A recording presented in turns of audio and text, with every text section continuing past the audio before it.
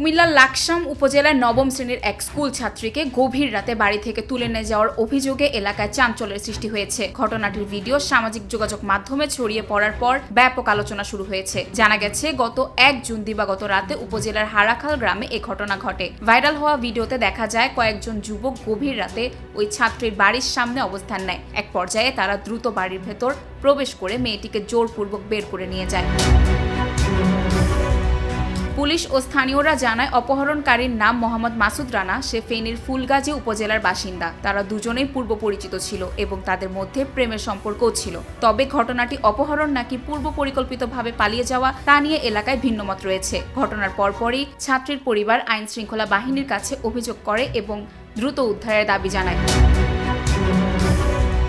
এদিকে ভিডিওটি সামাজিক যোগাযোগ মাধ্যমে ভাইরাল হওয়ার পর নেটিজেনদের মধ্যে মিশ্র প্রতিক্রিয়া দেখা দিয়েছে। অনেকে আইন শৃঙ্খলা পরিস্থিতি নিয়ে উদ্বেগ প্রকাশ করছেন, আবার কেউ কেউ ঘটনার সুষ্ঠু তদন্তের দাবি জানিয়েছেন। পুলিশ জানিয়েছে, ঘটনাটির ভিডিও ফুটেজ সংগ্রহ করে তদন্ত শুরু করা হয়েছে।